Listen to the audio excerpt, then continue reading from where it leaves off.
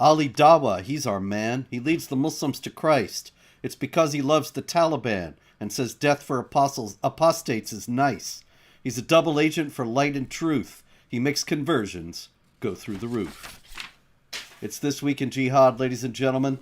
That one you can file in your collection of the This Week in Jihad poems next to the famed Muhammad Hijab series.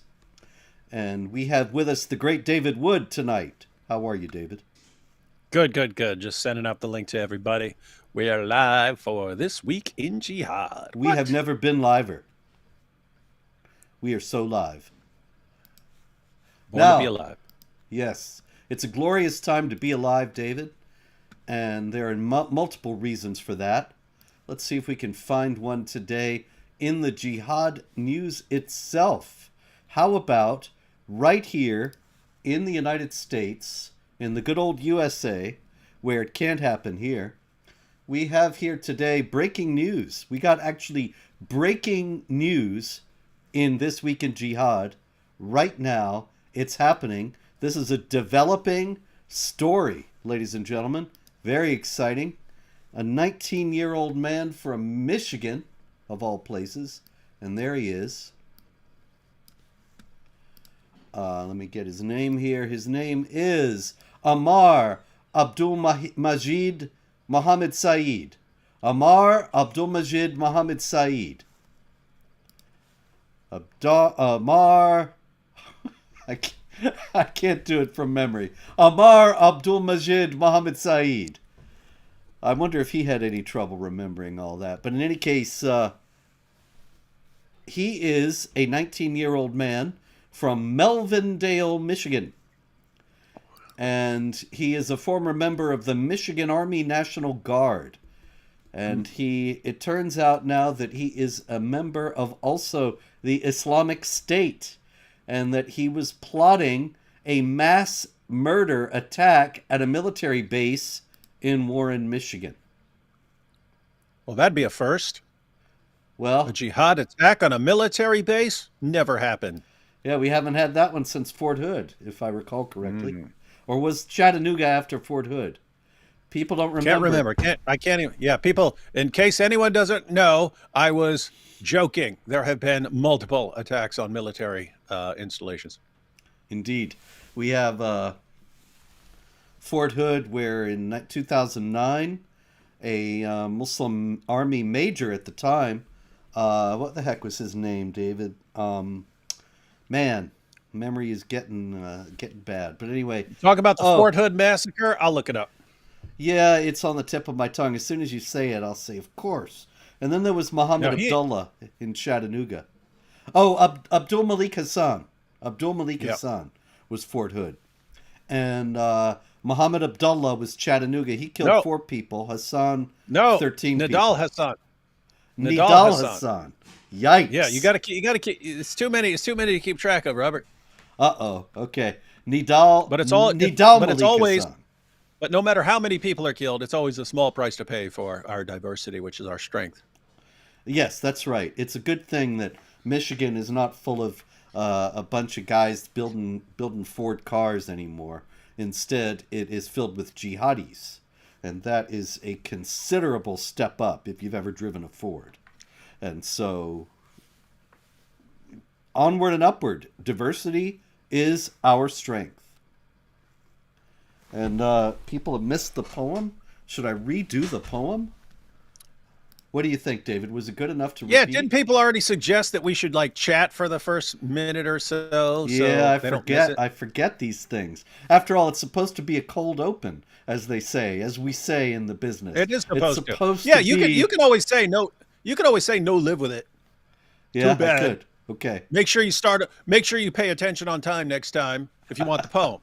Otherwise, check it out after we're done. The only thing that makes me hesitate about that is the possibility of technological shenanigans. You're doing it again. Every time I move up, you move higher. Now that's just me like stretching, because over time I slouch down more and more, and then it hurts my back, so I straighten up, and then I get higher. Okay. Hang on. I can fix it. I got the solution right here. Hang on. Ready? Yes. Yes. Oops, wrong way. How about now? Ha ha! You're getting into strike the next territory here. All right. Yeah. The only thing that makes me hesitate is that if there's some technological reason, like the people say it didn't start until after or something like that, that's what makes me That's hesitate. true. That's true. That does happen just randomly. Just randomly. It says you're Yeah. live, and it's actually there's a 5 or 6 second delay before it actually makes you live. All right, let's do it one more time because I liked this one. Ali Dawa, he's our man. He leads the Muslims to Christ. It's because he loves the Taliban and says death for apostates is nice. He's a double agent for light and truth. He makes conversions go through the roof. That's it, ladies and gentlemen. That is today's literary masterpiece. Literature has declined in the West in the 21st century, and I'm just glad to be able to be in the line of Shakespeare and T.S. Eliot and all the gang. You know, it's a great honor for me. In any case, David, we got Jihad. We got more Jihad than just Michigan. Since we're talking about the United States, since we're talking about the good old USA, let's talk about another American. We have seen this chap before. That is Muhammad Chipa.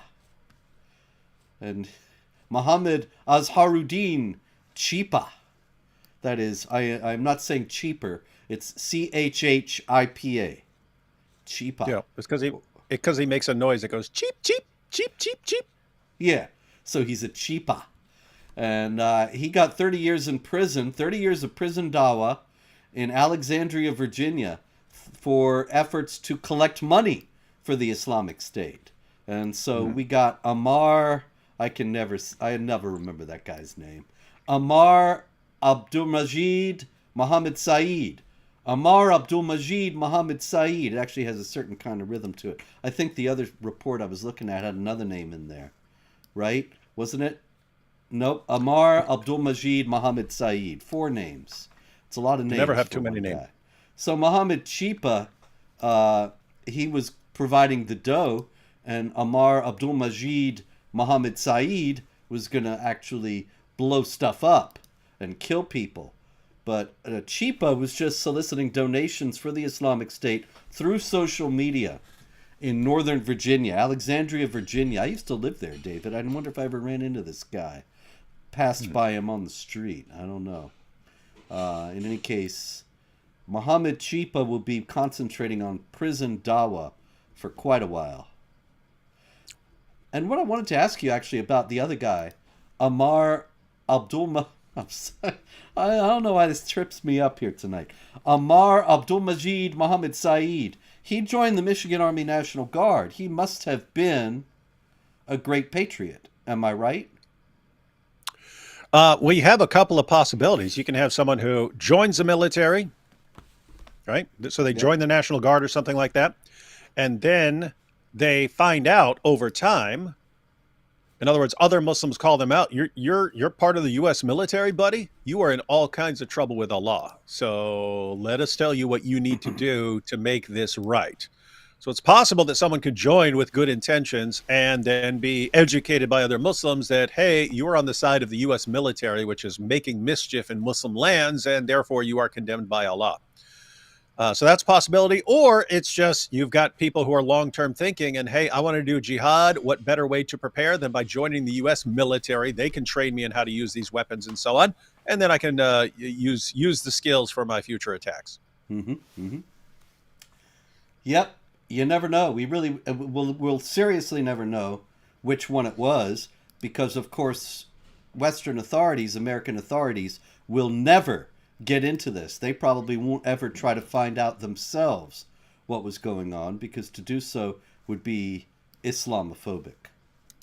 Yeah, the only way you actually find out is if, like, a dude converts at some point and then tells you, here's exactly what was going on in my head.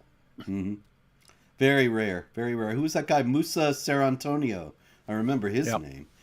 He was another. He was a convert. Became a jihadi, and then he left, and he started spilling the beans on the inner workings of the jihad. I really wish I knew where to contact him. It'd be great to talk to him on the show, but Yeah, If funny you, because I think he's out already. It would be interesting to talk to him. yeah. Super intelligent guy. He's one of those guys that like masters languages almost instantly and so on. Mm. And that's what actually that ability made him popular in Islam because he could just like pick up Arabic really quickly and then he's speaking perfect Arabic and so on. But it was also what led him out of Islam because he thought, hey, let me go ahead and learn Aramaic. Learn Aramaic. Then he was reading Whoops. an Aramaic. He's reading the Aramaic version of the Alexander romance, these legends about Alexander the Great. And he's like, whoa, this sounds like exactly what the Quran is quoting. And then he called the Quran 7th century Alexander the Great fan fiction, left Islam. So it was his the ability that made him famous as a da'i made him leave Islam. That's actually one of the most interesting and imaginative reasons anybody's ever had to leave Islam. You really got to hand it to him for that. Mm-hmm. Another guy who has left Islam, David, is Representative Corey Mills. Representative Corey Mills is let me get him here. He is a member of the U.S. House of Representatives, and he is a Republican, and he is from Florida, and he is, according to The Blaze, a rising star in Republican circles in Florida. And he was in the news recently. This past week, actually, a week ago today, I was hanging around here and got an email from the Daily Wire. And they were asking me about Representative Corey Mills because, as it turns out, he got married at the Dar al-Hijra Mosque in Northern Virginia in 2014 by Muhammad al-Hanoudi, who is now dead, who was a Muslim Brotherhood linked imam, multiple ties to the Muslim Brotherhood and Hamas. And he got married there. And he is now actually divorcing the wife that he married there, Rana Asadi. Now, the reason why I'm mentioning this guy here on This Week in Jihad is because The Blaze actually contacted him and said, why were you married by a Muslim Brotherhood imam with ties to Hamas in a mosque that's got jihad terrorist ties as long as your arm? Because, Dar al-Hijra Mosque, Anwar al-Laki was there. I think some of the 9/11 hijackers were there. Very, very deeply connected mosque. And anyway, only possible explanation would be I was in love with this chick and so I had to do this. That would be the only thing. Sure, no problem. It happens every day. But the question is, they asked him, well, did you convert to Islam? And he said, no, of course not. I'm a fervent Christian. The Muslims didn't know that, or you would not have been married there. Exactly. That's why the Blaze actually asked me, is it likely that a guy like al-Hanoudi, who was a very serious imam tied to the Muslim Brotherhood, is he going to marry a Christian man to a Muslim woman? 0% chance. 0% chance. Just so everyone knows, it's allowed in the Quran for a Muslim man to marry a Christian or Jewish woman. It's not allowed for a Muslim woman to marry a Jewish or Christian man. They're okay with a Muslim man marrying a Jewish or Christian woman because they view it as taking over the reproductive capabilities of other groups. They do not do that in reverse. They don't say, oh, yeah, you take over the reproductive capabilities of the Muslim community by marrying our women and raising the kids as Christians or Jews or something like that. So, 0% chance any serious Muslim would have performed a marriage knowingly marrying a Christian man to a Muslim woman. So either this guy did convert to Islam and was a convert to Islam, or he lied and pretended he was because he wanted to marry the woman. But under no circumstances was he an open Christian marrying this woman in a mosque like that. And so now he says, when the Blaze asked him, did you convert to Islam? He says, absolutely not. And this is what he said, word for word. You guys need to educate yourself because you come across very ignorant, bigotry, and it just makes you guys sound very, very, I guess, lack of American plurality. So he's playing the bigotry card. It's all about bigotry to ask him if he converted to Islam. Yeah, in response to what? It's dude, if this mosque performed a marriage of you to this Muslim woman, there are only two possibilities. Either you did convert to Islam, and so just be honest about it, or you lied to them and acted like you were. But under no circumstances does people's lack of respect for plurality factor into this discussion. Now, do you think, David? Of course, neither of us were there. Unfortunately, I'm still getting over I didn't get invited to this guy's wedding, but nonetheless, Yeah, they're the ones who really have a problem with plurality. exactly. And do you think it's possible, though, that he doesn't even know that they did it? That they said, this is how you want to get married? Repeat these words after me in Arabic. And some of them That's were another la possibility. ilaha illallah, etc., etc. And so he ended up saying shahada without even realizing realizing what he was saying or the implications of it. That's possible as well. They do like to dupe people into converting. Yeah, yeah. And so I think it's very possible. Yeah. So Unfortunately, you should just have to ask him. Just have to ask him. You say, "Hey, did you convert to Islam?" What? No. What? What? You don't be crazy. Um, did they have you recite some words before your marriage? Well, yeah, they did. Was those words kind of like La ilaha illallah Muhammadu Rasulullah? Yeah, it was just kind of like that. Okay. All right. yeah. Smart. You're a smart, dude. Yeah, I don't think so. I mean, I think you're right. I think that it's very possible, and that he might not even have realized what he did. But it's just an indication of how Dawa works here, and so this is something to be aware of, to watch out for. Another Dawa story, David, is the big story in the secular news this week, and that is that Trump's getting a free plane. And Nice. Give me one too. a free plane from Qatar.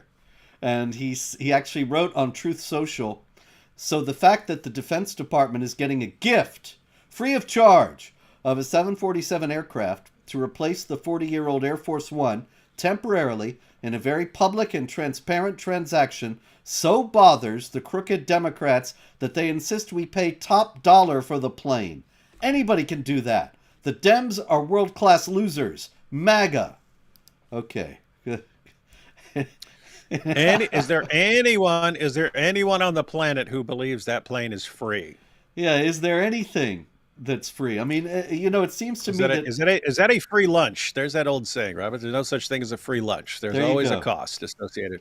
I'm not Trump, saying he's actually paying something or that he even agreed to do something, but Qatar is not giving things out of the kindness of their hearts, and we've already seen what they do when they shower Western universities with money. You can actually look into what happens. They shower a university with money, and all of a sudden, the papers that are being put out by the faculty and so on, they start swinging in a completely different direction from which they've been swinging, and you end up with all these students screaming in favor of Hamas all over the campus, and the university never cracks down on it and so on. So, yeah, that's what happens when they just generously, out of the goodness of their hearts, decide to shower Western authorities and so on with money. Yes, and so, well, Trump should know, but I don't know. We'll see if he does or not. Meanwhile, speaking of infidels who likely don't know what they're dealing with, Pope Francis, the late Pope Francis, who is no longer with us, he it turned out that in his will, he gave a Pope mobile to the children of Gaza. Which children? Like, He didn't specify. He didn't name any names. So you just go get this like some Hamas kids or something? Well, that's who's going to get it, because who else is going to get it? And once he gets Yeah, it, they have a nice little bulletproof vehicle there. Can be must put be to a lot nice. of uses in terms of transporting I'm sure. weapons. I'm sure they'll come up with something. But of course, the Pope, he was ready to do it for peace. Pope mobiles are bomb proof. Yeah, yeah. It's a nice thing to have.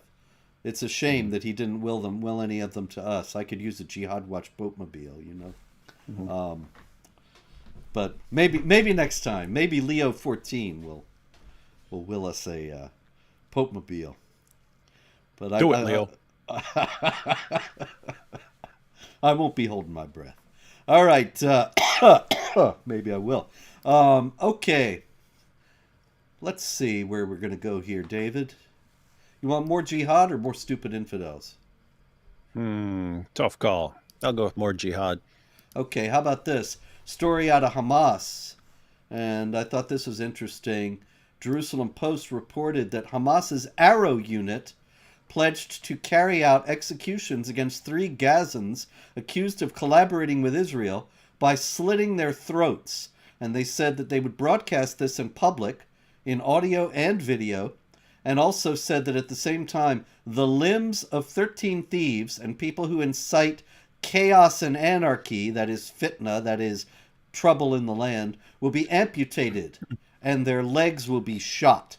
Where are they getting all this? They must be extremists, am I right? Twisting and hijacking the peaceful religion of Islam. Yeah, especially when you quote Surah 5, verse 33, pretty much exactly as it stands. Yes. It lays out the penalty for causing corruption. Depending on the translation, they put it causing corruption or spreading mischief, things like that. And what's most disturbing about that passage? Well, the second most disturbing thing. The most disturbing thing about the passage is that, like, President Obama, everyone quoted the verse before it and completely massacred what it actually said in order to make Islam sound like a religion of peace. So it's 532, ladies and gentlemen, if you've heard that according to Islam, if anyone kills a man, it's as if he's killed all mankind. That's Surah 5, verse 32. And they take off the beginning, which says that this is a teaching of the children of Israel, which is actually a quote from the Talmud. So it's actually funny that the Quran is quoting a passage from the Talmud as authoritative revelation for the children of Israel. But that's what it says about the children of Israel. Then the very next verse talks about Muslims and if you're with Muhammad and so on. And then it's like open massacre season. Talks about all these people you have to kill for the vague. So the most disturbing part is that people quoted the verse before to show that Islam is a religion of peace, when the very next verse commands killing, dismembering, crucifying people, and so on. But the most disturbing thing about 533 is just about how vague this is. Making mischief in the land or causing corruption in the land. Well, what counts as corruption? This is used all across the Muslim world when you don't have anything else, anything specific to condemn people of. We've seen Christians sentenced over this in Iran. And if you don't have anything else, you just say, you're causing corruption in the land. How? By preaching another religion or following another religion. If a woman doesn't wear the hijab, you're spreading corruption in the land. You're causing mischief. And so you can use this for anything. Notice an Islamic government can use this for anything it disagrees with. Hey, we don't like what you're doing. So guess what? You're causing corruption in the land. And we get to chop off body parts or crucify you or execute you, whatever we pick. And I got another story in that line out of Syria. Of course, we had Trump just this morning meeting with Ahmed al-Shara, the longtime leader of Hayat Tahrir al-Sham, which was a jihad group, was a jihad group in Syria, fought for 11 years to topple the Assad regime, finally succeeded in doing so. And now the guy has trimmed his beard, put on a suit, says he's renounced jihad, and everybody likes him. But meanwhile, in Syria this past week, a group of masked men in military uniform in the town of Rabla, which is inhabited mostly by Christians near Homs, They went into a store, assaulted a young man who was in the store, and sabotaged the store's contents. That is, they started breaking stuff and stole money. Before leaving the area, the gunman threatened to kill the town's residents, called the residents infidels, and insulted the Christian religion. They were angry with this store because it was selling alcoholic beverages. Now, David, I've always been taught that Sharia only applied to Muslims, not to non-Muslims. That's what Islamic apologists in the West have been saying for 20 years. So why would they be upset about a store selling alcohol in a Christian area? No idea. It's almost as like we've heard completely wrong. You mean we've been lied to? Yeah, it's almost like Inconceivable. it's almost like this is meant to dominate the entire world. You know, that's incredible. You mean like maybe Muhammad said Islam must dominate and not be dominated? Yeah, something like that. Incredible. Inconceivable. It's a religion of peace. All right.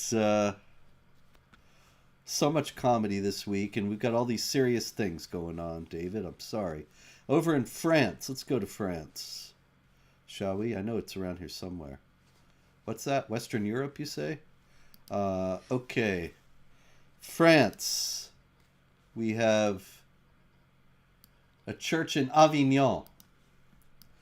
So probably this all happened because the people in Avignon were mad that the Pope is going to live in Rome again.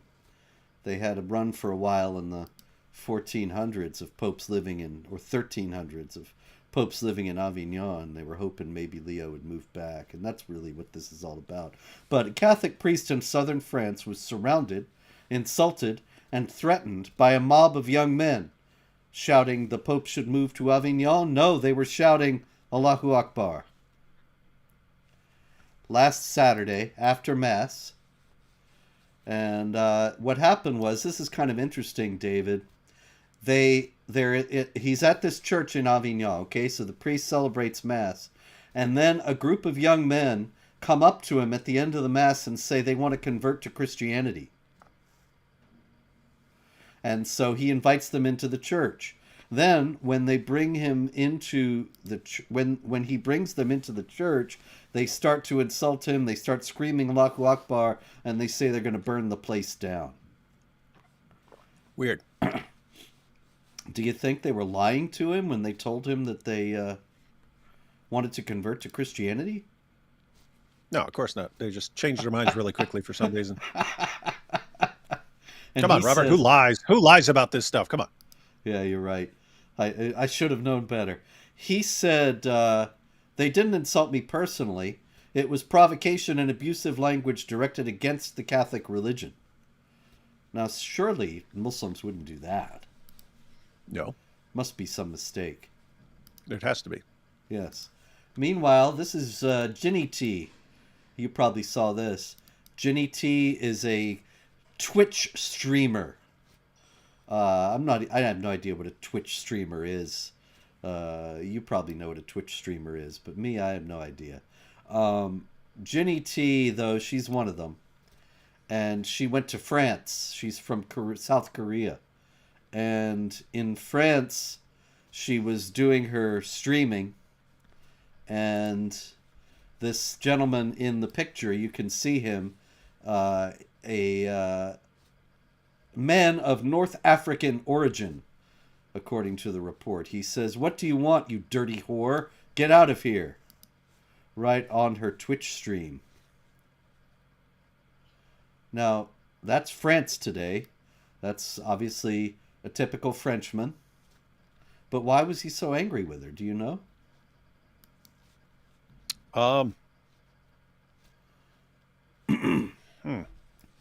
Have to say, Robert, it's exactly what I would expect in France right now.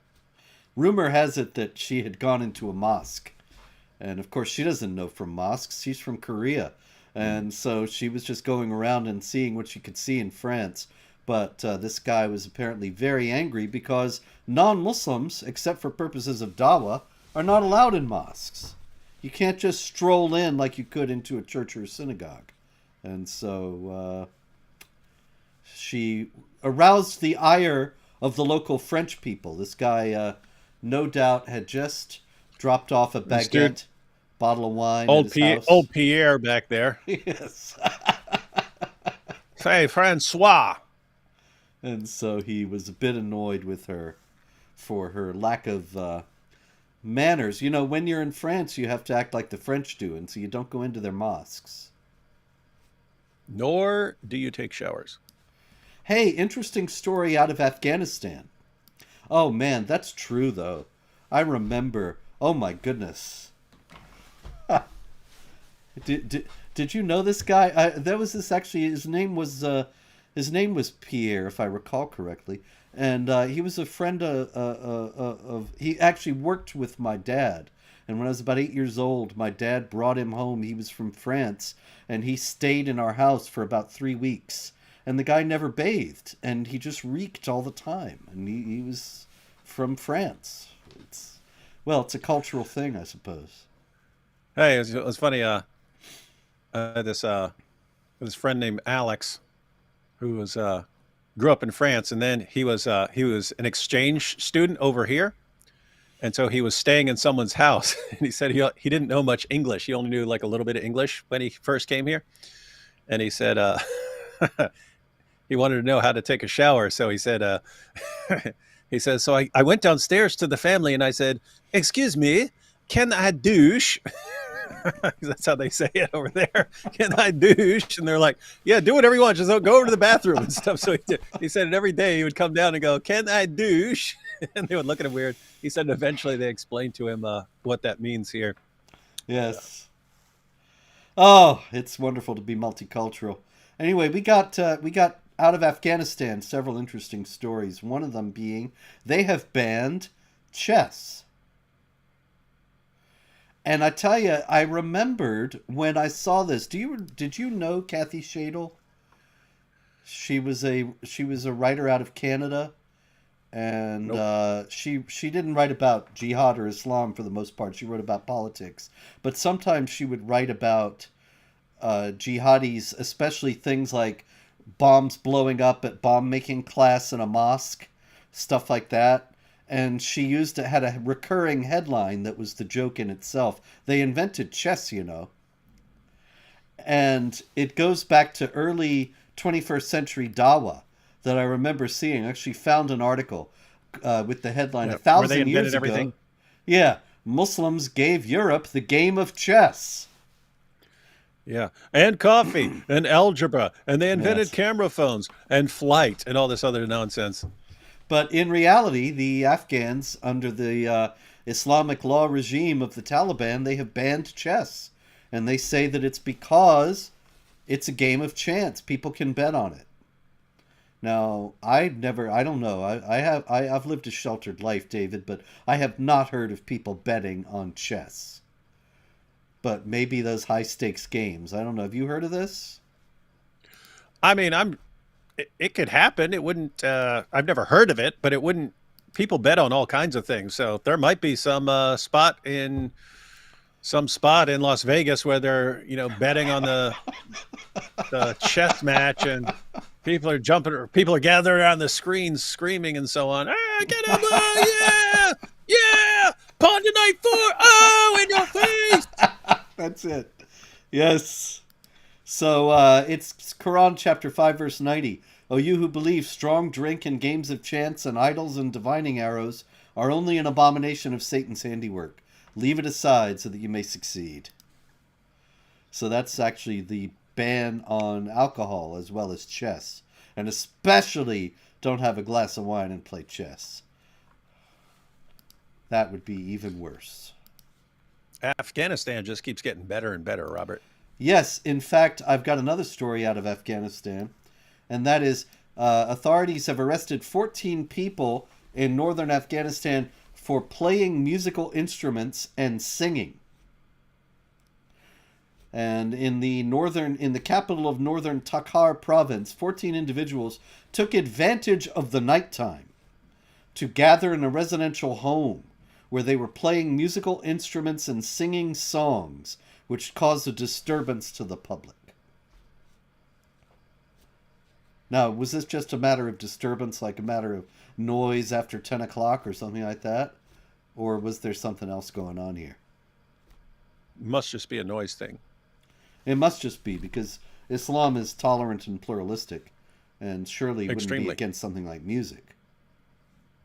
Allah is the best of tolerance lovers. Yes, but he hates music, and music is forbidden indeed. I Does got not some. like music. Not a fan. Not a fan. Yes. Um, Here it is. Muhammad says, "People among my nation will drink wine, calling it by another name. Maybe, I don't know, Red Bull? What will they call it? I don't know." No, call And, it like champagne. I've seen oh, Muslims use okay. this as a proof. Look, he says they'll drink alcohol, but they will call it by a different name. He's like, and here's proof. Here are Muslims drinking champagne. They just call it champagne. This is the proof. And musical instruments will be played for them, and singing girls. Allah will cause the earth to swallow them up, and will turn them into monkeys and pigs. Nice. And so if you're a Jewish musician, you're double pig or double ape. So Bob Dylan, watch out, man. All right. Oh, here's another interesting story out of Afghanistan. The Taliban found that 50 Ismaili Shia were forced to convert to Sunni Islam. Those who resisted were beaten or threatened with death, while their children were forced to attend Sunni madrasas. The local authorities also established several madrasas in areas predominantly populated by Ismailis. Now, the Ismaili Shia are one of those peaceful groups, small group within Islam, but often I've seen them invoked as the great hope for the future of Islam, that one day they will all be peaceful. They'll all be Ahmadis and Ismaili Shia and etc. Uh, What are the chances, David? What do you think? well, you can actually just look at the numbers and see why that's doomed to failure, and you would think they would actually pick up on it. So, for anyone who doesn't know, you've got the Ismaili Shias. They tend to be more philosophical. They are way more likely to believe that Jesus was actually crucified according to the Quran. So most Muslims go to 4157, take that, interpret it that in the standard way, and then use that to reinterpret 355, which sounds, if an Arab reads 355, it says that sounds like Jesus died. Ismaili Shias, they go to 355, so this is clearly saying he died, and therefore they reinterpret 4157. But anyway, yeah, they're a minority. So they're a minority, not just of Muslims, but even of Shia Muslims. But I mean, think about this. You've got, when we raise objections to Islam, we get Ahmadis blasting us, Ismaili Shias blasting us, and so on. But these guys are all targets of Islam too. These guys are all targets of Islam too, because they're tiny fractions of the Muslim population. And when Islam comes to town, it's Sunni Islam. It's Sunni Islam, and they will go after you guys and wage jihad on you against hypocrites. Why? Because that's what the Quran says. Surah 9 verse 73 is a command not just to wage jihad against unbelievers, but also against hypocrites, and they regard all you guys as hypocrites. And that's what's amazing. It's like they're in the same boat with the rest of us. They're in the same boat with people like us, and they still defend it. Yeah. Knowing they're completely outnumbered, and that if Islam is successful in regaining its strength, that they're targets too, and they keep defending it. It's weird. It's insane. It's like a weird kind of Stockholm syndrome or something. Yes, I find it utterly baffling because you've got in the case of the Ahmadiyya, of course, you've got the Muslim Brotherhood and groups that are of that same mindset, the Deobandis and so on, persecuting them ruthlessly, and then they align with the same people when they come to the United States. It just it's utterly beyond reason. All right, Uganda. In Uganda, we had David Washume, who was stabbed to death as he made his way back home from 3 days of preaching in the Nalondo, Buwalasi, and Nabu Mali areas.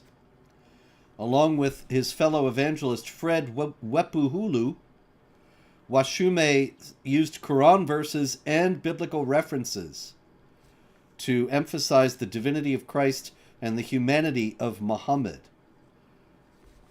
And so several Muslims became Christians, and then other Muslims began protesting, and they followed Wepuhulu, who survived. He says, as we were nearing our village, we met 3 masked men dressed in Muslim attire with knives, speaking the Arabic language. One shouted in our local language, "They are the ones! They are the ones! Kill! Kill them!" I realized that we were in the midst of militant Muslims. I wrestled with one of them who was holding me tightly, but I managed to escape. My friend, who was held by 2 men, could not. And so they killed the other preacher. And they were angry and said, "You infidel, you will meet Allah in judgment." And this is, of course, because of Islam's prohibition on proselytizing and preaching to Muslims, anything other than Islam. Meanwhile, in Nigeria, another jihad attack. Fulani jihadis crept into Kakaruk village of Gashish district, Barkin Ladi local government area, opened fire and killed people indiscriminately, killed 6 Christians. Actually, they killed 3 and then hacked 3 others to death. This Christian spokesman said, Bature Ilya Adazaram said, "It is our firm belief that the renewal of these Fulani militant attacks on not only Christians in our communities, but also in other communities of Plateau State and beyond, is among other reasons to drive away Christian victims of terror who are opposed to any form of land grabbing and the expansionist agenda of the Muslim militants." Now, the land grabbing is important because is that not what jihad is really all about? Pretty much wherever it happens? That's the obsession. It's supposed to be, you're at any given moment, you're either taking land or you're preparing to take land. That's what you're supposed to be doing. You're supposed to be endlessly expanding. Yes. And so people who say, oh, we are interested in these things from a purely religious standpoint, we're not interested in Islam politically, that's just not a concept within Islam. Islam is inherently political and expansionist and wants to seize the land of the infidels. And so we have the jihad going on in Uganda. They try to keep the preachers from preaching. In Nigeria, killing Christians in an ambush and trying to expand into Christian areas. And then we also have Mozambique. And in Mozambique, did I put the wrong link? In Mozambique, David? It looks like I did. It's possible. It's possible. It's not only possible, it has happened. But I happen to have it right here. Since I've already said it's going to happen, let's go to Mozambique out of the Jihad Watch archives. It's around here somewhere. There it is. In Mozambique, there was a raid in Cabo Delgado. Cabo Delgado, David, is the northern province of Mozambique where there are oil fields that are considerably profitable. And there, the Islamic State mounted a jihad attack and killed 11 members of the Mozambican armed forces. And this is also a recurring theme we've seen all over Africa, that the national armed forces don't seem to be able to withstand attacks from jihad groups. Nope. And you gotta wonder, why is it that the jihadis appear to be better equipped, better trained, and better funded than the national armies? Why would this be? Same thing as always. Either the national armies are in on it, or they're not a lot they can do because there's too much money being pumped into the jihad. Yep. Another kind of You have the people who actually go out and fight and wage jihad. But Muhammad also said that the person who funds the jihadi gets an equal reward to his. So there are tons, and this is why so many we've seen so many people get arrested for funding ISIS or funding this group or funding that group or raising money for them. You understand? Hey, I don't have to actually go out and fight if I can make money or raise money, and so they'll do that. But what that means is these terrorist groups always have endless trunks of cash flooding into the system from Muslims who don't actually want to fight, but who still want the reward. And let me remind you, we earlier spoke about Mohammed Chipa, who was now doing 30 years of prison for funding the Islamic State. So when we ask who's paying for these guys in Mozambique, could well be Mohammed Chipa out of the contributions that he received in Northern Virginia. All right, story out of India, David, and this is a different kind of jihad. We had a 17-year-old Hindu girl, and she actually tried to kill herself after relentless blackmail and torture by a Muslim boy named Anas in Ghaziabad. And he edited photos with AI to make it look as if he had nude photos and compromising photos of this girl. And he blackmailed her on that basis to meet him in a hotel where he raped her. And then, after the girl thought, well, you know, now my life is over and I don't know what I can do, and she tried to kill herself, and the girl is in the hospital, the family of the girl got a message from the father of the boy. And the message said, "We are Muslims. We will kill you and not even reveal your address. Your family members cannot do anything to us."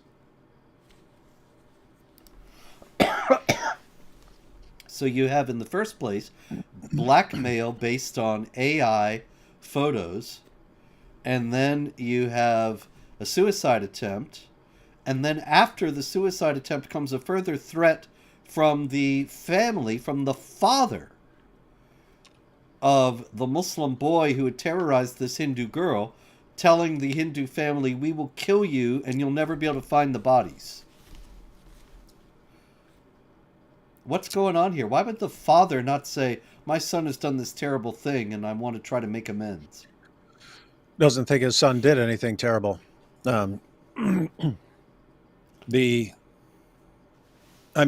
according to the Quran, Jews and Christians and polytheists are all the worst of creatures, and Hindus are pretty darn low on that scale, according to Islam. At least Jews and Christians have some reliable scripture from Allah, according to Islam. But it's just this is actually really, really disturbing because we've seen this move over and over again. We've seen, and it works. It works when Muslims are near other people who have an honor-shame culture, right? So we remember this from several years ago with the Sikh community in the UK, where a Muslim would seduce a Sikh girl and then video record it or take pictures of her or something like that, and then now you're basically our sex slave and our prostitute or anything else we want to make of you, because if you don't do exactly what we say, we will show these pictures or this video to your parents. And this would have been extremely, extremely, extremely shameful to her. So these girls would actually rather be their sex slaves or prostitutes or something like that than be exposed to their parents and so on. It became a big issue, and the Sikh community had to actually get together and say, we need to change our community.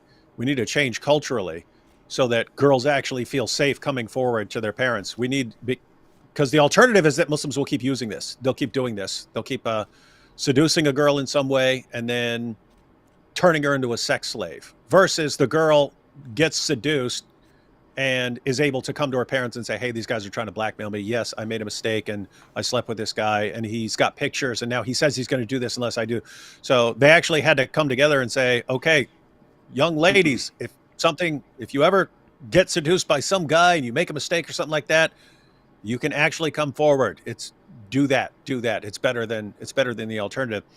But now it's seriously messed up. If they don't even have to successfully seduce a Hindu or Sikh or some other girl, and they can just like use AI to make it look like they did and threaten them with that, and now you have to do what we say.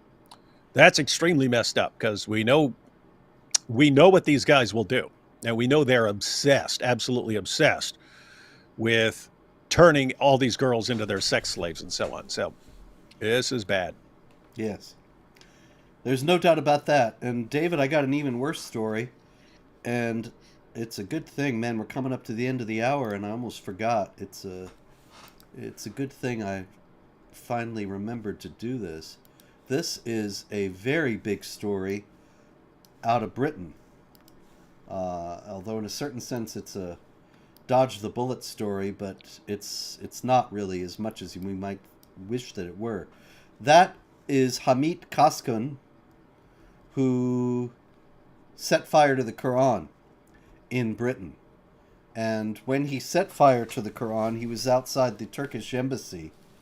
And he said he was doing it in solidarity with the late Salwan Momika, as well as to protest against the Erdogan regime. And so somebody came out, another Turk came out and started stabbing him. And that's why his hand is bandaged there. And Hamid Koskun was put on trial. He was charged in Britain.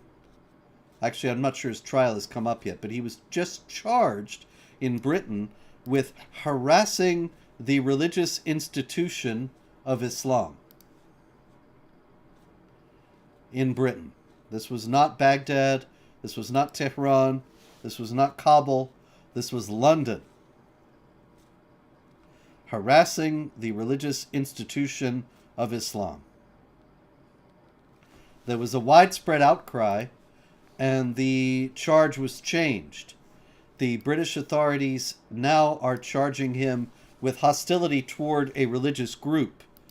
That is, he's being mean to Muslims. But the thing that they did not say was, oh, it's not a crime to offend Islam in Britain. They removed it from this guy's charges, but they did not say, most conspicuously did not say, that it was not a crime in Britain to offend Islam. As a matter of fact, they left that out there. So what does this mean for Britain's future, as well as present? Well, I mean, it's kind of a matter of time, and the numbers are going to keep growing and so on. So we can see which direction things are heading. But the real issue for me is always, always, always the hypocrisy. If you wanted to say, hey, you can't say anything that is offensive to another religious group or offensive towards a religion or something like that, fine, ban Islam, because Islam is like the all-time king of attacking everyone else's religion and their beliefs and so on, and saying horrible things about people. And so that's the issue. It's, oh, we take this very seriously, calling out people from another religious group or criticizing people from another religious group or criticizing their beliefs or insulting their book. We take this very seriously, and so we're ready to arrest people over it. Okay. Have you read the Quran? Have you read the Hadith? Have you heard what they're preaching in their sermons? I mean, you've got Ali Dawah on YouTube actually calling for ex-Muslims to be executed. Like, take your pick. Take your pick. If you want to say, hey, you're not allowed to criticize other people's religious beliefs or something like that, or say mean things about them or say mean things, fine. First thing banned off the shelf should be the Quran. Like, first thing. But you don't. And so this is why they're accused of having a two-tier justice system. It's exactly what they do. It's completely different rules for different groups. Mm-hmm. And if you're a Muslim, you can walk down the street saying, I can't wait until I want to sit here eating popcorn, watching all these people be executed. You're fine. You say anything about Islam, someone's got to go to jail. That's the situation. And so we don't actually know what kind of punishment he's going to get for burning the Quran. But it's very clear, even with the adjusted charge, it's the first time somebody's being charged with blasphemy in Britain since the Muslim influx.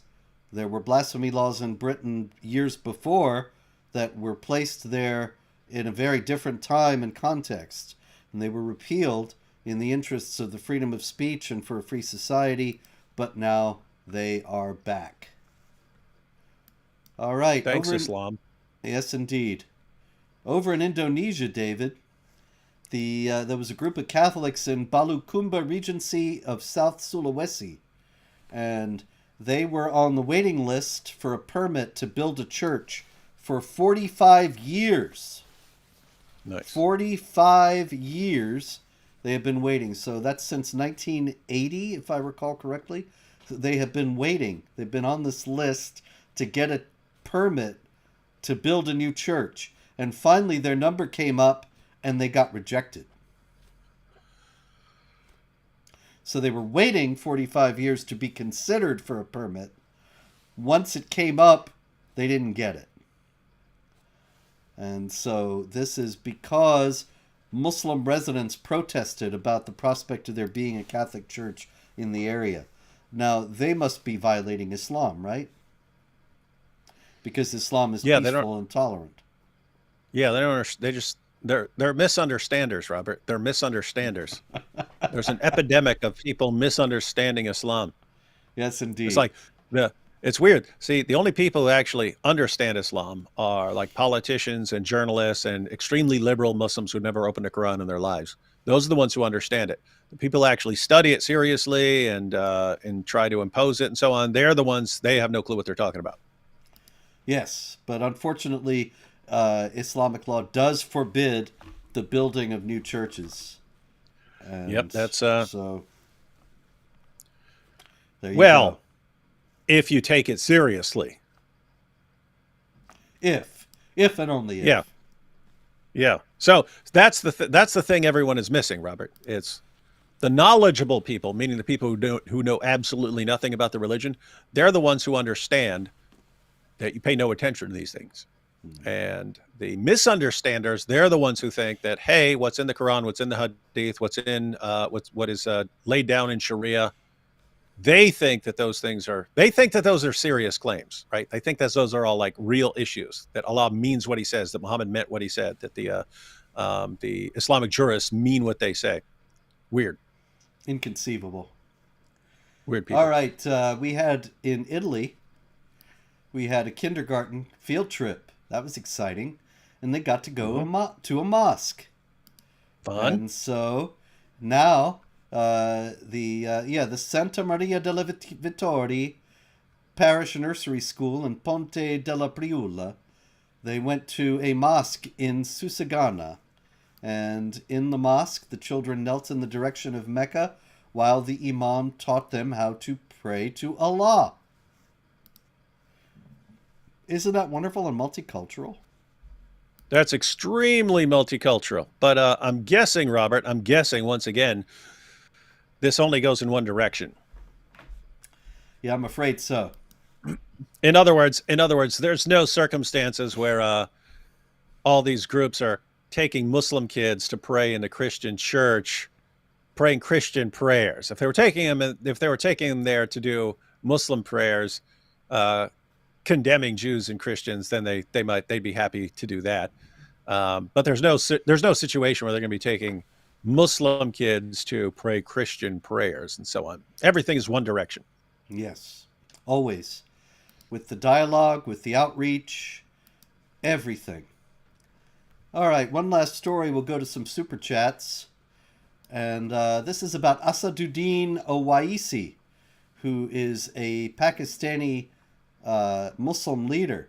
And, in the recent conflict between India and Pakistan, he's in India. He's an Indian Muslim leader. And he hailed the Indian Armed Forces for their action against Pakistan. And interesting thing he said was that he said this. In February, Hafiz Abdurrauf delivered a speech in Pakistani-occupied Kashmir that we want to do jihad this year. And Owaisi then said, they want to murder and spread terror in the name of jihad. They want to murder and spread terror in the name of jihad. Where on earth could they have gotten that idea? Got to be someone like you, an Islamophobe. That must be it. It would have been nice if Owaisi had explained what is left of jihad if they don't want them, if you take out the murder and terror, but he did not. Nor did he explain all the verses in the Quran instructing Muslims to strike terror and to kill and so on. Anyway, well, he can clarify that next time. Yes. We'll be back next week, and we'll maybe Owaisi will have, I know you're watching out there, Owaisi, so sorry I said you were from Pakistan. I know that's a grave offense if you're from India. And meanwhile, looking forward to your clarification.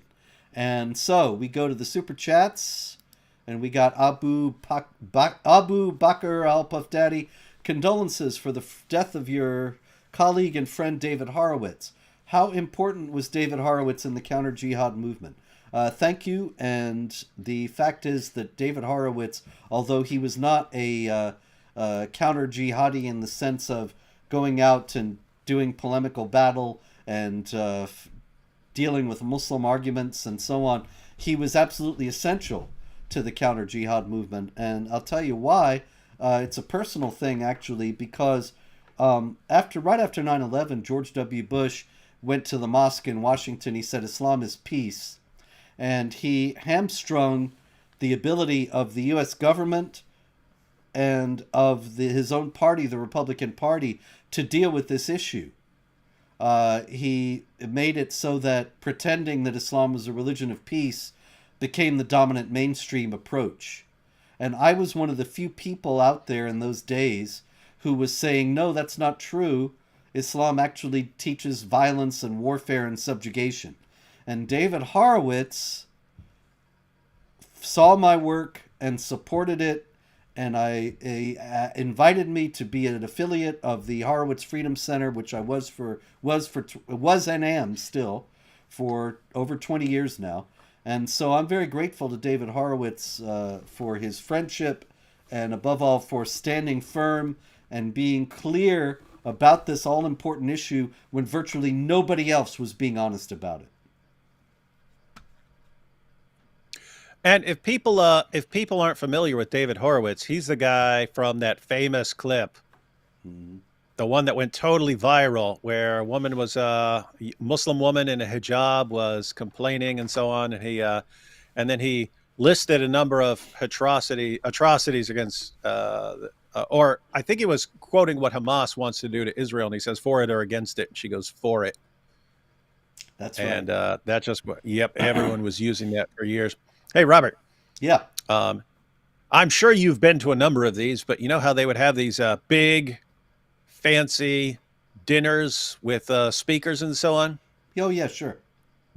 Yeah, so they'd have these situations where they give someone an award, and it's they would have them in really, really nice places, and so it'd be expensive, like $1,000 a plate and stuff like this. Mm-hmm.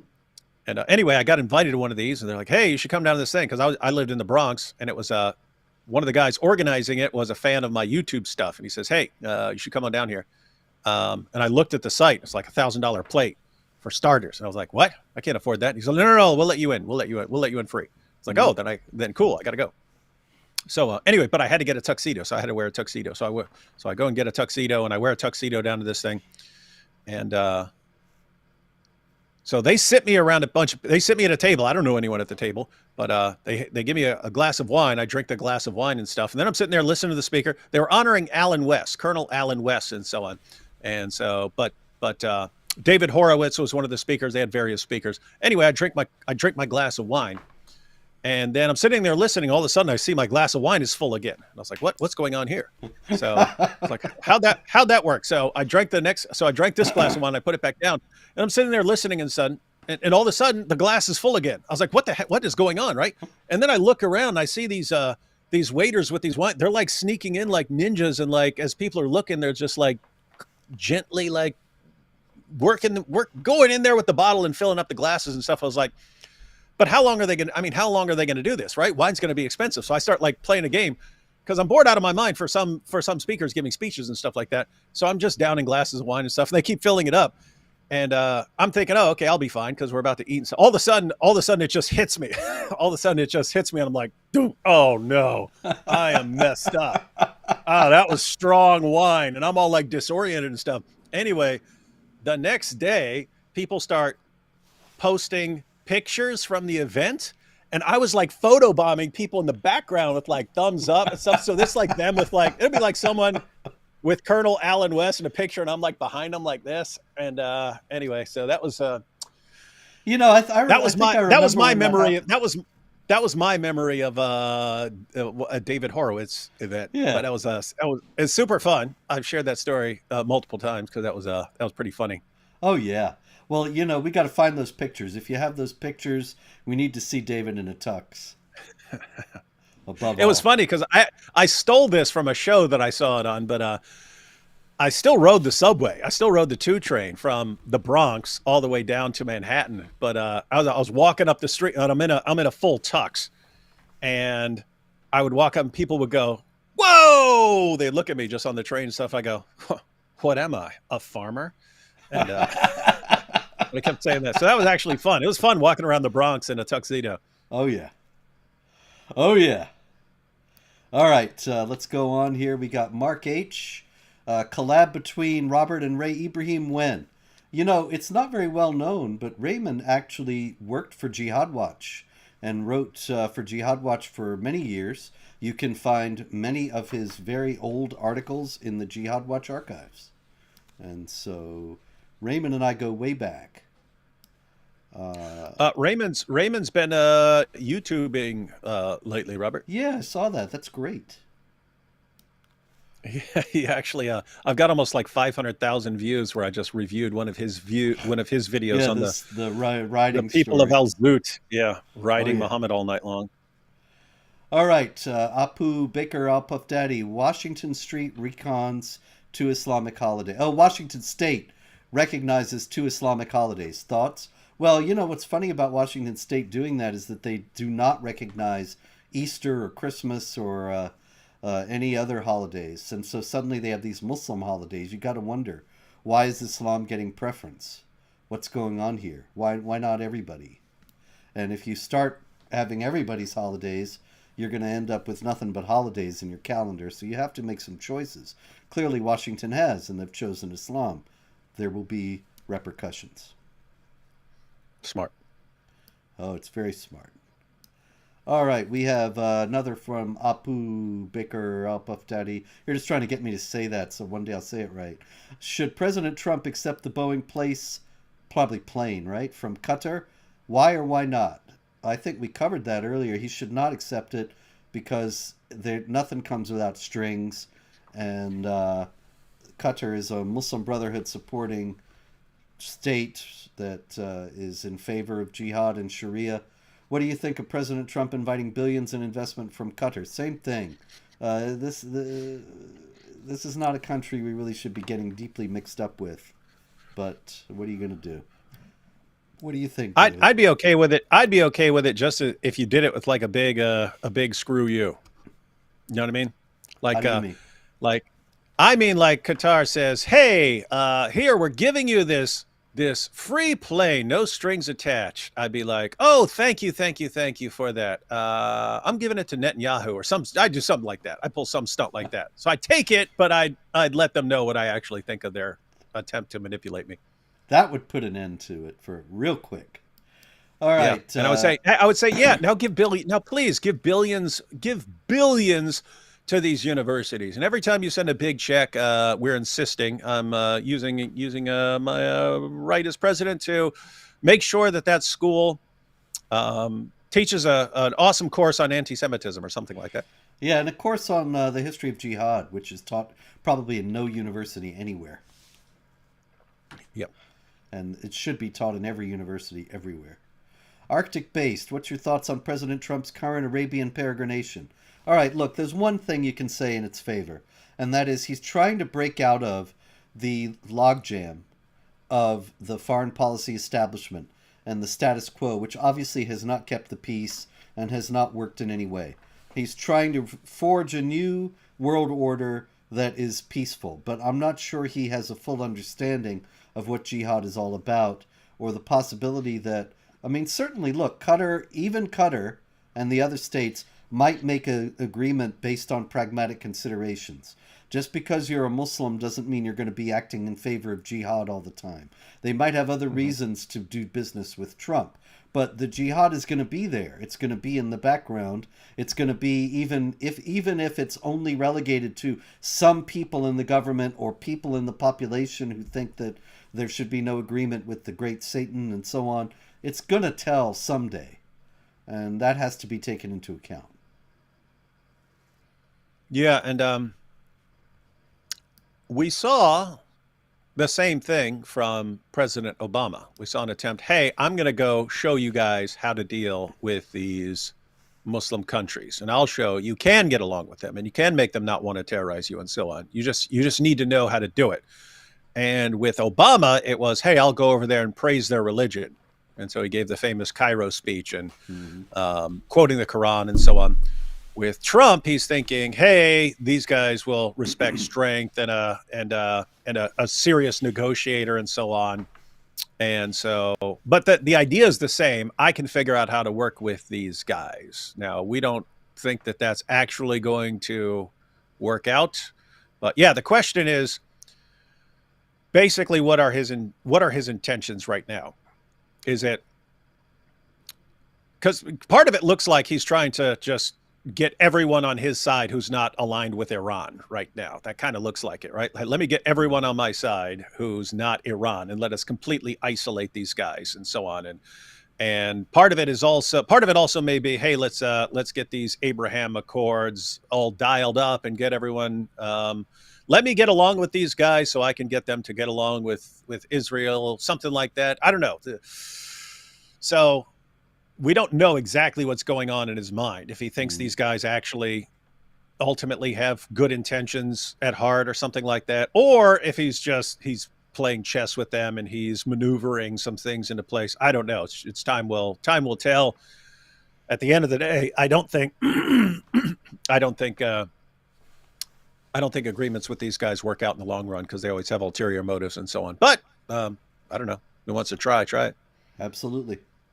All right, Abu Baker al-Puftadi, once again, from Suman Theoratha.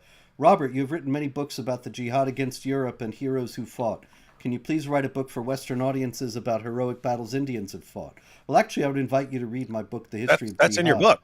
Yeah. He covers it all. He covers it all. Not just about the jihad against Europe. The History of Jihad contains extensive material about the jihad against India and elsewhere. Africa. Mm-hmm. So if you read The History of Jihad, you will find the jihad against India and much more. All right, we have, let's see. The last hour won't come till, this is knows too much. The last hour won't come till Mohammedans hide behind lines from Azut. A line will say, Ya Azut, there's a Muhammad behind me, come and ride him. But the ditty line will not say, for it was drawn by Muhammad. That's true. All right, there you go. What can you say about that? Powerful. Abu Bakr, yet again. Dr. Wood and Mr. Spencer, what are your opinions on President Trump's diplomatic overtures to Syria's president and jihadi veteran Ahmed Ashara? Well, same thing, really. Ahmed Ashara says he's not a jihadi anymore. Is that possible? Yeah, it actually is. It's possible. I ain't saying it's happening, but it's possible that somebody could, in his life trajectory, decide he's going to take a different path. Is this guy doing it, or is he practicing Muhammad's dictum, war is deceit? I would think it's much more likely that he's deceiving, but we shall see. Yeah, I have to say I trust that dude a lot less than I trust even like the Crown Prince of Saudi Arabia. Hmm. Um, the Crown Prince, he does seem like he wants to start modernizing and to try and get along with lots of other groups and so on. So the guy from Syria, I that guy would have to earn my trust because I don't trust that guy at all. But here again, I don't know what Trump and other leaders are thinking. Um, There is it one thing. I don't know. It may be something you want to try. Hey, let's get everyone together in the same room and everyone on the same page. And hey, we're all against Iran. And guys, we need to warm up to Israel. And hey, Mhm. let's think about all the great deals we can make. Wouldn't this be a better way forward? So again, it's something you might want to try because that can work. I mean, it's possible that sort of thing Mhm. can work. It's just, man, I really, really don't trust that guy, that Syrian Yeah. guy. He said to Ashura, you have to normalize with Israel. So we'll see. Will he do it? I doubt it, but he said to. And another thing was Ashura, there were recently the massacres of the Alawites in Syria, and he said, yeah, some of it was our guys. We will prosecute everybody involved. So we'll see if he does that, which I actually doubt. But he claims he was not behind it. We'll see. Okay, Songs of Relief says, if only Robert had an infallible memory like Ibn Masud, yes. But we all know, of course, the collectors of the hadiths. They remembered everything with absolute precision and passed it on for 200 years to people who also remembered everything with absolute precision, so that all the stories are 100% reliable today. Isn't that right, David? That is indeed true. How else do we have so much powerful information about Muhammad getting banged by the men of Al Zut? Well, see, that's an interesting question because a lot of people they say, why would anybody make up a story like that? Nobody has to make it up. Maybe it really did happen, but it didn't happen to Muhammad, the prophet of Islam. There are a lot of stories floating around about various warlords, various false prophets, various leaders of various kinds, and when the Muhammad myth begins to be constructed, they throw it all in there based on what they want, their own proclivities, and so they want to perpetuate the approval of this kind of behavior. They throw that in as well. Yeah, someone is like, "Hey, we're inventing this new prophet. We can say anything we want about. Hey, but I remember this story about this dude getting banged all night long by the men of Al Zut. Let's make that work for us." Yeah, because they want that for themselves. They want to canonize this behavior. They like So that they can sort of get thing. these dudes wanted to get banged by the men of Al Zut. Yeah, this was not a They group wanted of to they people who wanted to were. normalize getting gang banged by the men of Al Zut. Yes, they were not moral paragons. These guys, they wanted to engage in homosexual activity. Why do you think it's so prevalent in Afghanistan today and elsewhere? Because it has this tacit approval from stories like this. And it has it because people who engaged in that behavior centuries ago wanted to get the divine stamp of approval onto it. So nobody's going to come around and say, hey, we're really going to have to stone you to death now.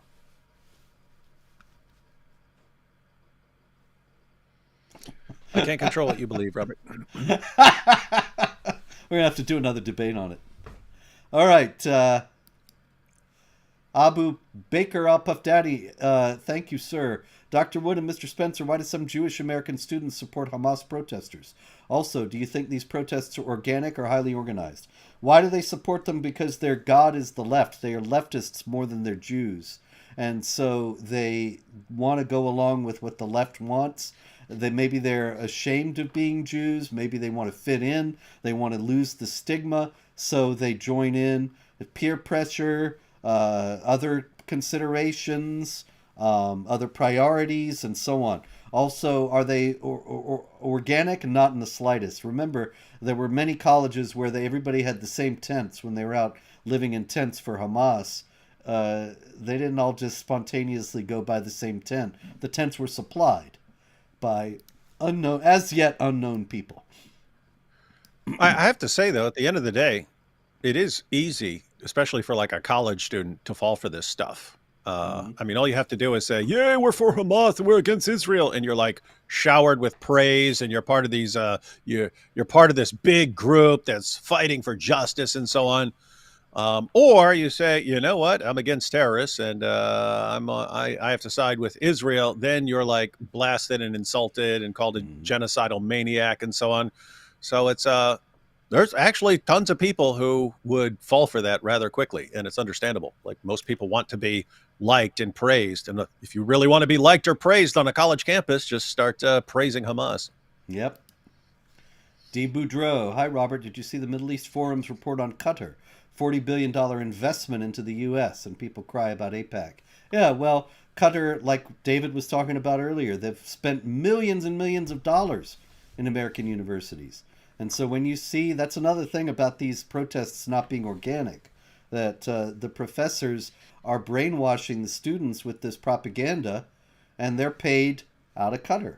So it all comes back to one thing.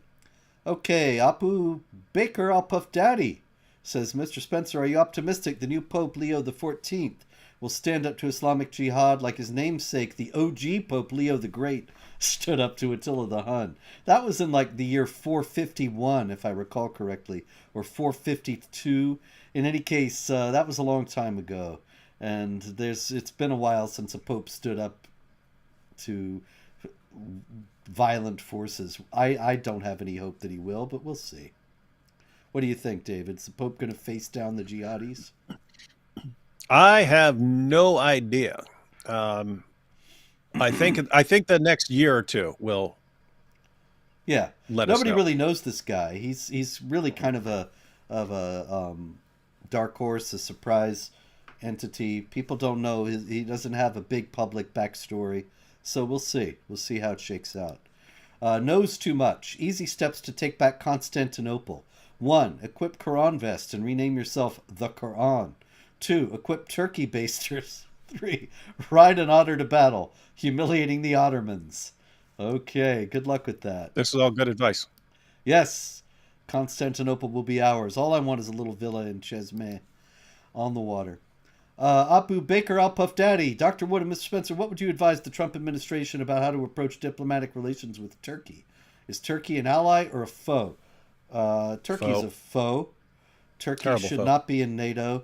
Turkey should be threatened with expulsion from NATO if it doesn't cut out occupying areas of Syria, spreading jihad, coddling ISIS, all these things, making these revanchist threats against Greece and other areas, Armenia that were part of the Ottoman Empire, and so on. Yeah, Turkey's garbage. Flipper says, RS, your thoughts on Muhammad and the 1.8 miracle. What's the 1.8 miracle? That's something you know.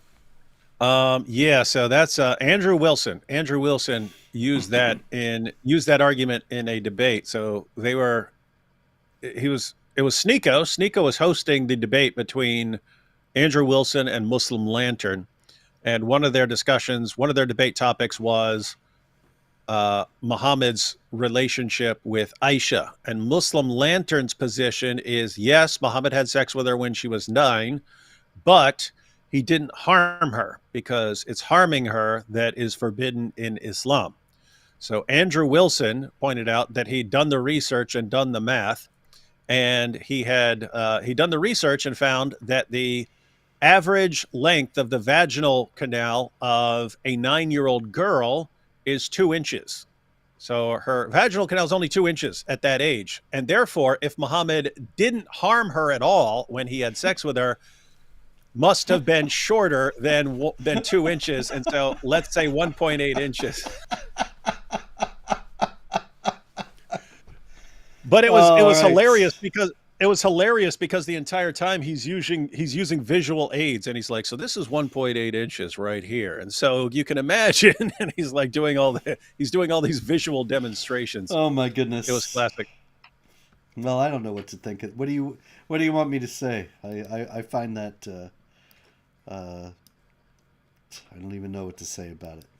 It's the proof. It's the proof of Islam. Diversity and Unity says, to correct the record, chess is an Indian invention. Yeah, I'm sorry if I gave you the impression that Muslims actually invented chess. My intention was only to say that Muslims claim to have invented chess, which is a very different thing. And a lot of useful idiot non-Muslims say that Muslims invented chess. Bo Rudder says, betting does not make chess a game of chance. Look, tell the Taliban. Fly to Kabul tonight. Tell the Taliban. Let me know how it goes. Some Bible Summary says, greetings from Some Bible Quran. Best show ever. Thank you. Kudos on teaming with Raymond Ibrahim. Oh, you meant David. Keep up the good work. Very good. I thought you meant this show. All right. Bo Rudder. Next, Afghanistan will ban dancing boys. Yeah, that's going to happen. They read the Azut Hadith as well. Okay, M.O. How to send you a screenshot of a flyer Muslims in Canada were giving about gaining peace through Islam and life purpose. By the way, got 2 of your books. Thank you. Only 29 to go. Meanwhile, you can email me at director@jihadwatch.org. And meanwhile, we have Gullible Idiot says, but don't you realize Islam is a religion of peace? The Quran says to love and be peaceful to everyone, especially disbelievers. Yes. Yeah, Surah, trust me, bro. Yeah, it's funny, you know, every time you ask a Muslim, I've asked many Muslims, point out to me where it actually says that when they say that stuff. I'm still waiting. John Davis says, are conservative Catholics who are silent about this, e.g. Catholic Answers, EWTN, etc., ignorant, or is it a question who's buttering their bread? It's not. It's not about buttering their bread, and they're not ignorant. I don't know if I should reveal who I was talking to, but many years ago, 20 years ago or more probably, I had a meeting with a high-level executive at a very prominent Catholic entity who told me that they were not going to have anything to do with me or my books. We actually had a meeting so he could tell me this. And it was because he said they had all sorts of offices in other countries, in Muslim countries, and they didn't want to end up getting them surrounded and attacked by jihadis. So they were going to keep quiet about jihad. And so that, I think, is something that is a consideration that is not limited just to Catholic groups, but many groups around the world keep quiet about this because they're afraid of getting their own interests attacked. All right. Diversity and Unity says Allah plus communism equals Islam. I don't know. What do you think, David? I'm going to think about that for a while. Yeah, it doesn't sound much like communism. Yeah, I don't know. I mean, the left loves Islam because Islam inculcates blind obedience to the ruler, but it's not quite the same thing. Anyway, Some Bible Summary says, I found Burkina Faso on map. Keep truthing. Well, I'm glad you found it. It's where Upper Volta used to be. And in any case, it's still there. Arctic Based. Israel just celebrated its 77th. Happy birthday to Jew. That's true. Shalom. Yep, happy birthday, Israel. And keeps fighting against the jihad. Purely Grounded sends a heart. Thank you, Purely. May I call you Purely, or is it Ms. Grounded? Flipper says, what do you think of Uyghurs? Uyghurs are doing terrorism all over the globe. Did terror attacks all over China, also in Thailand, Syria, and Afghanistan. Well, insofar as Uyghurs are Muslims, there are going to be some jihadis among them, just as there are jihadis among Muslims of all groups. So, no surprise there. And another one from Flippa. Uyghurs tend to hold anti-Semitic views, too. Well, insofar as there are Muslims, there are going to be some who are anti-Semitic because the Quran is deeply anti-Semitic. Drew Pavlu commented it. CCP is brutal, but I can understand their handling of the Uyghurs. Broken clock. I'm not in favor of what the CCP does. I don't think that we need to become violent and oppressive to fight an ideology that is violent and oppressive. All right. Flipper says, many Jews support Uyghurs. Chickens for KFC, basically. We could do a whole show about chickens for KFC. They're just everywhere. All right. Mir Iam says, Robert, I love you. Thank you, Miriam. I love you too. Fatwa says, the man who burned the Quran in Manchester is also being charged for disorderly behavior. It's not orderly to burn a Quran. All right. Liz says, Robert, will Trump let in thousands of Muslim refugees? I doubt that. He's been pretty insistent about not letting in indiscriminate numbers of immigrants, undocumented and so on. So I don't think that's going to happen, but we'll see. Fox McCloud says, History of Jihad from Muhammad to ISIS. Great read. Thank you. And remember, there is Jihad against India in it. And Diversity and Unity says, shouldn't India name one of their missiles Azut? That's what I'd do. And we have now the problem with that is if they're firing them at Pakistan, Pakistan could do the same thing. Yeah, because the people group, the Jat, they're in Pakistan and India, and so I have to say, Robert, I don't know if I told you, but it's actually funny. Raymond Ibrahim and I both had the same experience after posting our videos. We got lots of comments from Indians going, "That is right. That's exactly what we did to him." Like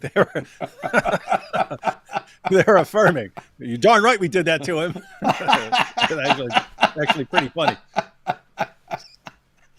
All right, Cynthia Ridgely, thank you. And let's see what we got here. LG says, I would like to set up a debate between you and Scott Horton. I do not know who Scott Horton is. Do you know who Scott Horton is, David?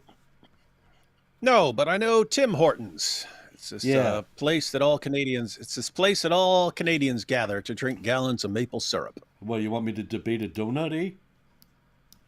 Okay. This show, Some Bible Summary says, this show is best show ever. Thank you. I thought it was the other show, the David with Raymond.